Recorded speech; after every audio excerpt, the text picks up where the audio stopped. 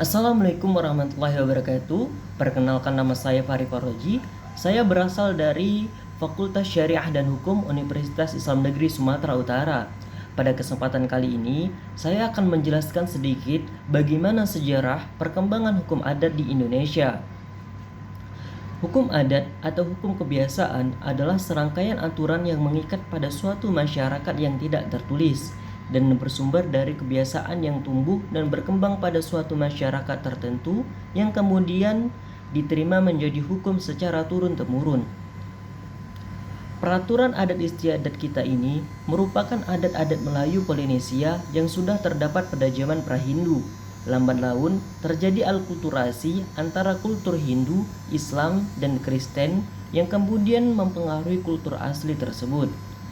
Saat ini, menurut kenyataan hukum adat yang hidup pada rakyat adalah merupakan peraturan-peraturan adat istiadat yang ada pada zaman pra-Hindu dan hasil alkulturasi antara agama tersebut. Dari segi asal-usul hukum adat, merupakan hukum asli Indonesia yang berasal dari tradisi dan agama nenek moyang Indonesia sepanjang sejarah yang diwariskan secara turun-temurun kepada setiap generasi. Sedangkan hukum kebiasaan adalah hukum asli Indonesia yang diresepsi dari hukum asing dan menjadi hukum Indonesia asli. Sistem hukum adat dan hukum kebiasaan pada dasarnya merupakan konsep yang berlainan. Perbedaan antara keduanya dapat dilihat dari dua segi, yakni dari segi bentuk dan asal-usul. Dari segi bentuk, hukum adat sebagian besar tidak tertulis dan ada sebagian kecil yang tertulis, sedangkan hukum kebiasaan pada dasarnya tidak tertulis. Setelah Indonesia merdeka, dalam batang tubuh Undang-Undang Dasar 1945 tidak ada satupun pasal yang mengatur tentang hukum adat. Oleh karena itu, aturan untuk berlakunya hukum adat ada pada aturan peralihan Undang-Undang Dasar 1945 pasal kedua yang berbunyi, setiap badan negara dan peraturan yang ada masih berlaku selama belum diadakan yang baru menurut Undang-Undang Dasar.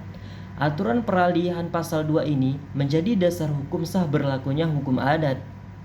Nah, dari penjelasan tadi, sebagai sarjana hukum, manfaat apa sih yang dapat kita ambil dalam mempelajari hukum adat di Indonesia? Nah, menurut Profesor Haji Hilman Hadikusuma SH, menegaskan tentang manfaat mempelajari hukum adat. Salah satu manfaatnya yaitu akan memudahkan untuk memahami mempelajari budaya hukum Indonesia.